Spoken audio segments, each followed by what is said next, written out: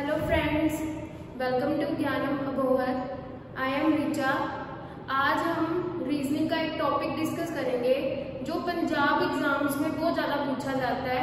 Other exam में भी question आते हैं उसके, पर ज़्यादा वेटेज उसकी पंजाब एग्जाम्स में रहती है। तो वो टॉपिक का नेम है हमारा कैलेंडर।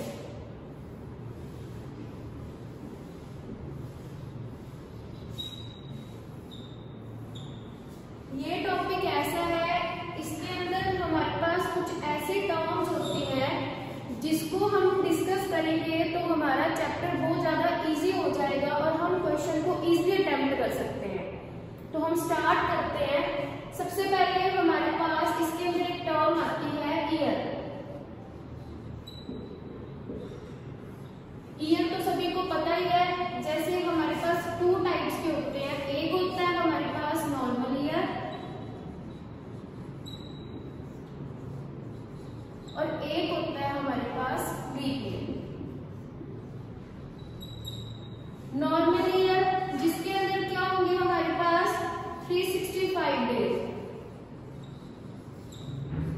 और लीप ईयर के अंदर हमारे पास होते हैं 366 डेज।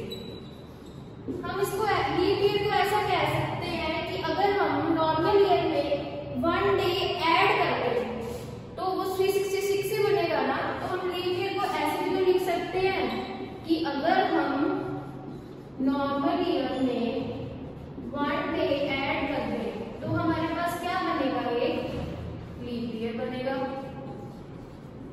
ठीक है। अब ऐसा क्यों होता है कि इस नॉर्मल ईयर में 365 डेज और इस लीप ईयर में 366 डेज?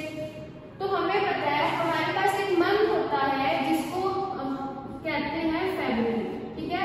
इसके अंदर भी तो आता है नॉर्मल ईयर में, इसके अंदर कितने डेज होते हैं 28।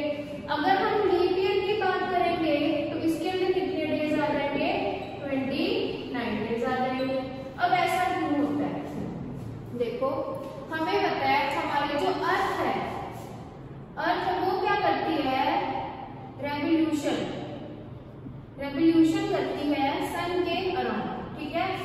तो अगर नॉर्मल ईयर में 365 डेज है, क्या है नॉर्मल ईयर में 365 डेज, तो ये 365 डेज के साथ 6 आवर्स एक्स्ट्रा होती है। तो ये क्या हर साल ऐसा होगा। इसलिए हमें पता है कि जो लीप ईयर है वो कितने सालों के बाद आता है, 4 इयर्स के बाद आता है। इसलिए ये जो 6 आवर्स है ये काउंट होते हैं और जब इनको ऐड किया जाता है तो ये पूरे 24 आवर्स बना लेते हैं। और ऐसे ही करते करते हमारे पास एक पूरा क्या बन जाता है, साल बन जाता है। तो उसकी वजह से हमारे पास लीप ईयर में क्या होते हैं, लीप ईयर होता है वो 4 इयर्स के बाद रिपीट करता है। आई होप आपको इतनी बात समझ आ गई होगी। ठीक है।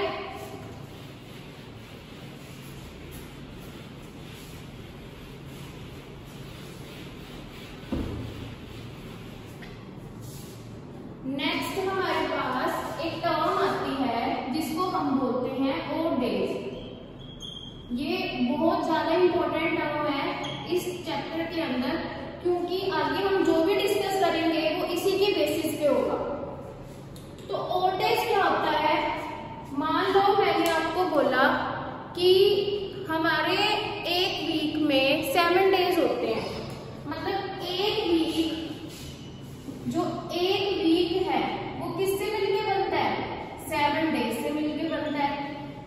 ठीक है। तो ओड डेज क्या होता है हमारे पास, the number of days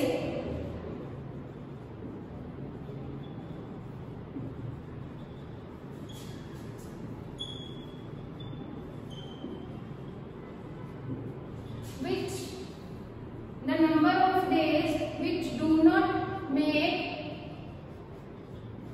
a complete week। वो नंबर ऑफ डेज जो क्या है एक पूरा कंप्लीट वीक नहीं बनाते, उसको हम क्या बोलते हैं, ऑड डेज। जैसे मैंने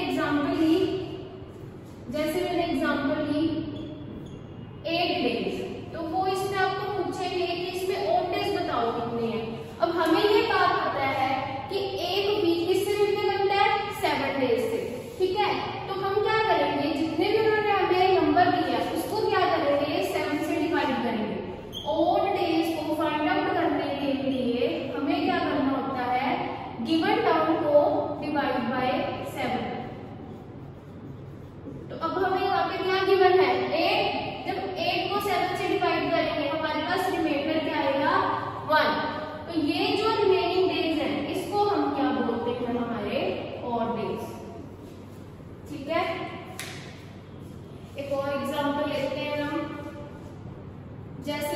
मैंने बोला आपको 16 डेज है आपके पास, हमें इसमें बताना है नंबर ऑफ ऑड डेज। तो क्या करेंगे, 16 को 7 से डिवाइड करेंगे, कितना आ जाएगा ये, हमारे पास कितने ऑड डेज बचेंगे 2। क्यों, देखो 7 से डिवाइड किया हमने, 7 2 जा 14, 2 रिमाइंडर आया हमारे पास, तो ये हमारे पास क्या हो गए ऑड डेज। तो ये जो टर्म है ऑड डेज ये बहुत ज्यादा इंपॉर्टेंट है, क्योंकि इसकी ही बेसिस पे हम सारे क्वेश्चंस को डिस्कस करेंगे आगे। नेक्स्ट हम डिस्कस करते हैं मंथ्स के बारे में।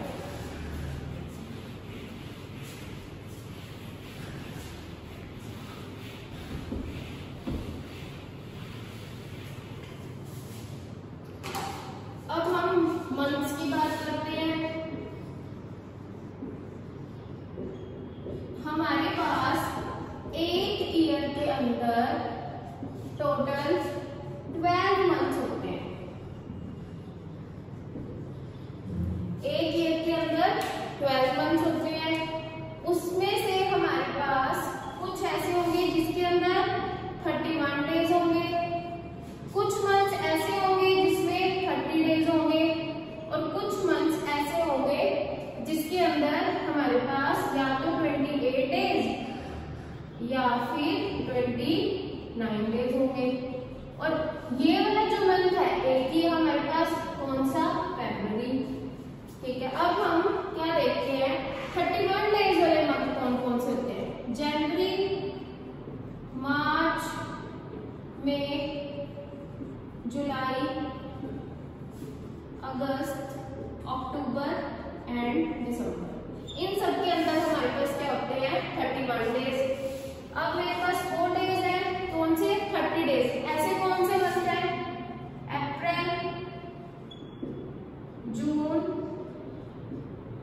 सितंबर एंड नवंबर। तो हमारे पास ऐसे कितने मंथ है जिसमें 31 डेज है, जनवरी, मार्च, मई, जुलाई, अगस्त, अक्टूबर एंड दिसंबर। अब ये पूछेंगे इसके अंदर हमें बताने हैं नंबर ऑफ ऑड डेज। मैंने आपको क्या तरीका बताया अभी, अब हमें पता है इसके अंदर कितने डेज हैं 31, किससे डिवाइड करना है 7 से, तो कितने ऑड डेज बचेंगे इसके अंदर 3 ऑड डेज।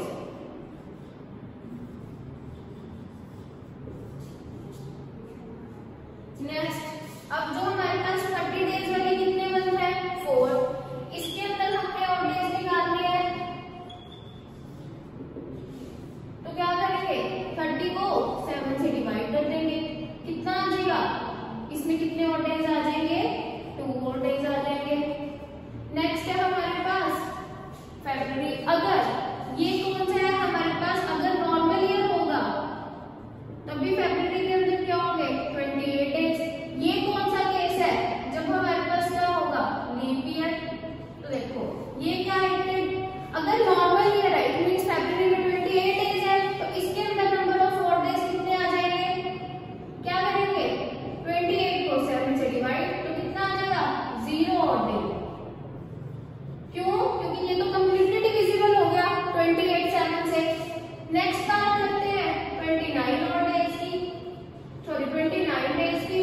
तो इसके अंदर क्या करेंगे 29 को फिर 7 से डिवाइड, कितना आ जाएगा 1, तो कितने ऑड डेज हो गए 1। ठीक है, तो हमने क्या देखा कि मंथ्स के अंदर हमारे पास 1 ईयर में 12 मंथ्स होते हैं, उसमें से कुछ ऐसे मंथ्स होंगे जिसके अंदर 31 डेज है, कुछ ऐसे मंथ्स होंगे जिसके अंदर 30 डेज है, और एक हमारे पास अगर नॉर्मल ईयर है तो उसके अंदर कौन सा मंथ है फरवरी, उसके अंदर 28 डेज है। अगर वो एक लीप ईयर है तो हमारे पास 29 डेज है।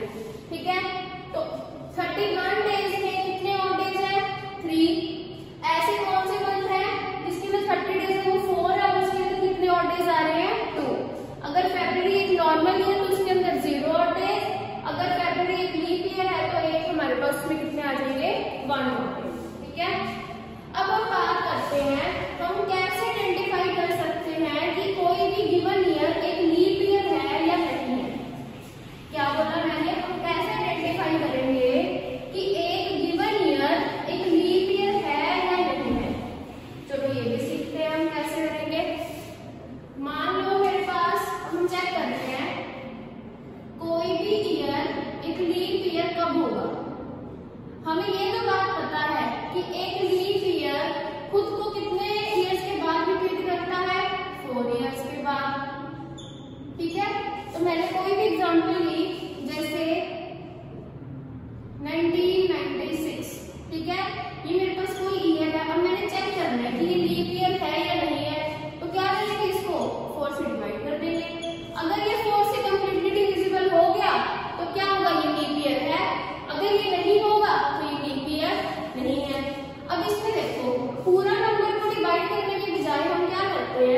हमारे पास एक रूल होता है, डिविजिबिलिटी रूल, डिविजिबिलिटी रूल, ठीक है। इसके अंदर क्या होता है, हम 4 का सीखते हैं।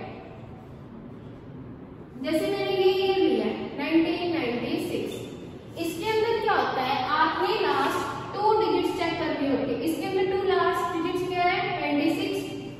अगर ये दोनों डिजिट्स 4 से डिवाइड हो जाएगी तो पूरा का पूरा नंबर भी क्या हो जाता है, 4 से डिवाइड हो जाता है। अब ये 4 से कम्प्लीटली डिवाइड हो जाएगा, ठीक है। कितना आ रहा है, 24। इट मीन्स ये पूरा का पूरा जो नंबर है ये भी क्या होगा, 4 से डिवाइड होगा। तो अभी क्या हम पढ़ रहे हैं कि लीप ईयर को कैसे आइडेंटिफाई कर रहे हैं, कि कोई भी गिवन ईयर एक लीप ईयर है या नहीं है। ये मैंने आपको ट्रिक बता दी वहां पे। अब हम इसे आइडेंटिफाई कर सकते हैं, हाँ जी, ये पूरा डिविजिबल हो जाएगा। तो जो 1996 है ये क्या है, एक लीप ईयर। तो हम कैसे पता लग गया आपको, कैसे आइडेंटिफाई कर रहे हैं कि लीप ईयर को चेक करने के लिए उस पूरे ईयर को 4 से क्या करेंगे, डिवाइड, ठीक है। नेक्स्ट हमारे पास एक टर्म आती है सेंचुरी ईयर। एक टर्म आती है हमारे पास सेंचुरी ईयर। सेंचुरी ईयर जैसे हम क्रिकेट की बात करते हैं, अगर उसके अंदर किसी बैट्समैन ने 100 रन स्कोर किए हैं तो हम क्या बोलते हैं, उसकी सेंचुरी कंप्लीट हो गई।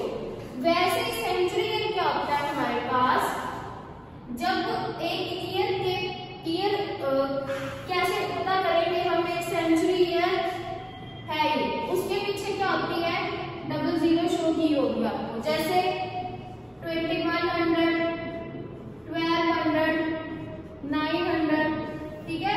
ये आइडेंटिफिकेशन है सेंचुरी ईयर की। मतलब अब ये क्या कहते हैं हमें कि आपके पास ये कैसे पता कर पाएंगे कि एक leap year, century leap year कब होगा। क्या बोला मैंने, एक leap year, century leap year कब होगा। तो इसके लिए हम क्या चेक करते हैं कि वो पूरा का पूरा ईयर जो आपको दिया है वो 400 से डिविजिबल होना चाहिए, ठीक है। जितने भी 00 वाले आपको ईयर दिखेंगे वो सारे के सारे सेंचुरी ईयर तो है, पर हम कैसे पता करेंगे कि वो सारे ईयर लीप ईयर है या नहीं है। तो उसके लिए हम क्या करेंगे, 400 से डिवाइड करेंगे उसको। जैसे मैंने कोई भी ईयर लिया 1200, अब मेरे को मैंने पूछा कि ये एक सेंचुरी लीप ईयर है या नहीं है। देखो सेंचुरी ईयर तो है, क्यों, क्योंकि इसके लास्ट पर 00 आ रही है। पर क्या ये सेंचुरी लीप ईयर है, तो क्या करेंगे हम, 1200 को 400 से डिवाइड कर देंगे। देखो कंप्लीटली डिविजिबल हो रहा है ना, ये हो रहा है, इसलिए ये क्या हो गया हमारे पास, एक सेंचुरी लीप ईयर, ठीक है।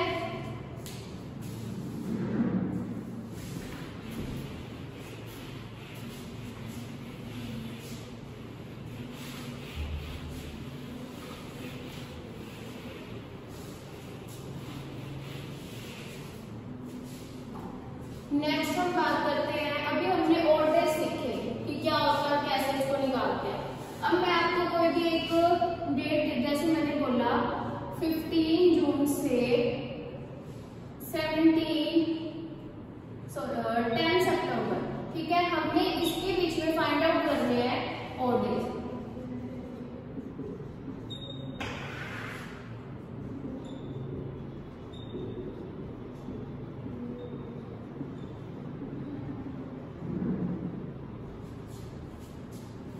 Find the total number of 4 days from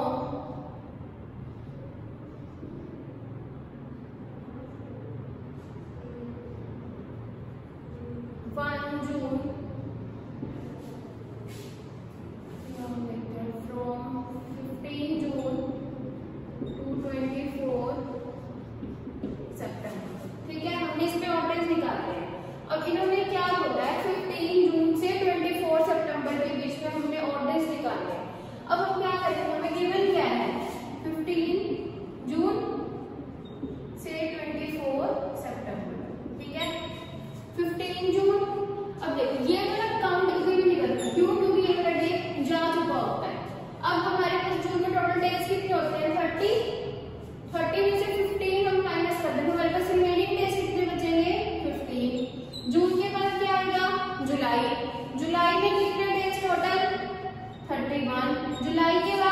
अगस्त में कितने डेज 31। अब ये बोल क्या रहे थे, यहाँ तक निकालना है, मतलब 24 सितंबर तक। बस हम क्या काउंट करेंगे, सिर्फ 24 सितंबर। अब इसके दो तरीके हैं करने के, या तो आप इन सबको ऐड करके फिर 7 से डिवाइड कर दो, या इसको अलग अलग 7 से डिवाइड कर दो। क्योंकि और डेज निकालने के लिए हम क्या करते हैं, गिवन नंबर को 7 से डिवाइड करते हैं। अब इसको हम क्या करेंगे, 7 से डिवाइड कर देंगे। 15 को 7 से डिवाइड किया, कितने और डेज बचेंगे हमारे पास, 1। अभी हमने सीखा जिस मंथ के अंदर 31 डेज होते हैं उसके अंदर कितने और डेज होंगे, 3। सेम यहाँ पे 3, और ये कितने हमारे पास 24। तो यहाँ पे हमारे पास कितने और डेज आ जाएंगे, 24 को जब 7 से हम डिवाइड करेंगे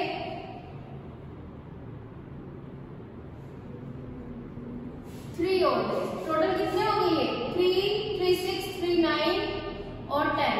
अब देखो 10 आ गए ना, नहीं। अब फिर हम इसको 7 से डिवाइड करेंगे, कितना आ जाएगा रिमाइंडर 3। इसके अंदर हमारे पास कितने और डेज हैं, 3 और डेज। ठीक है,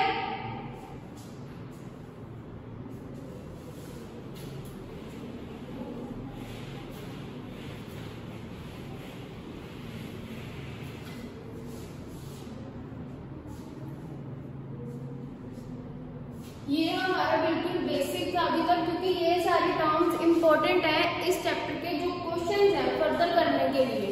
क्योंकि ओड डेज ऐसी टर्म है जो आपको हर क्वेश्चन में यूज होगी ही होगी, और जो हमने मंथ्स के ओड डेज निकालने सीखे हैं वो भी हर क्वेश्चन के अंदर यूज होंगे ही होंगे। ठीक है, अब हम देखते हैं कि मैंने आपको एक एग्जाम्पल और ले लेते हैं। हम किसी गिवन डेट के लिए आपको नंबर ऑफ ओड डेज निकालने हैं। ठीक है, एक एग्जाम्पल और लेते हैं। जैसे मैंने बोला आपको 24 जनवरी से लेके हमने निकालने हैं 10 अगस्त तक। ठीक है, अब मैंने क्या बोला था, 24 जनवरी है ना, ये वाला जो डे है ये तो जा चुका है। इसके बाद कितने बचे, जैन के अंदर कितने होते हैं, 31 है। 31 में से 24 माइनस किए, कितने आ गए हमारे पास, 7। ठीक है, उसके बाद जैन के बाद क्या आएगा, फरवरी। ठीक है, अभी यहाँ पे आपको ईयर नहीं दिया, तो हम इसको एक बार के लिए नॉर्मल ईयर लेके चलेंगे। तो कितने हो गए, 0। फेब के बाद मार्च में कौन सा होता है, 31 डेज। ठीक है, उसके बाद अप्रैल 30 डेज। अप्रैल के बाद मई फिर 31, फिर जून 30, जुलाई तो 31 डेज, अगस्त कहां तक बोला हमने, 10 तक, तो 10 लिख दिया। ठीक है, अब देखो ये तो एज इट इज 7 रहेगा, ये 0 रहेगा। 31 डेज वाले में कितने और डेज, 3। 30 वाले में 2, 31 वाले में फिर 3, 30 में 2, 31 में 3, और 10 में क्या करेंगे हम, 7 से डिवाइड। सभी को ही 7 से करना है हमने डिवाइड। ठीक है, इसको नहीं करेंगे, इसको भी नहीं, इसको नहीं। ठीक है, अब क्या करना है हमने, इसको डिवाइड करेंगे तो कितना आ गया हमारे पास, इसको डिवाइड करेंगे तो कितना आ गया हमारे पास, 3 आ गया। अब काउंट कर लो, जैसे देखो अब इसको कैसे कर सकते हैं, 3 और 3 6, 1 7। इन्होंने क्या किया, एक पूरा वीक बना दिया, कितने डेज से मिलके, 7 डेज। ऐसे 3 3 6, एक में इससे ले लिया 7, इसके पास 1 बचा, 2 और 1 3। तो इसके अंदर भी हमारे पास कितने और डेज आ रहे हैं, 3 और डेज। ठीक है, ये है गिवन डेट के अंदर हम और डेज कैसे निकाल सकते हैं। ठीक है, आई होप आप सबको समझ आ गया होगा।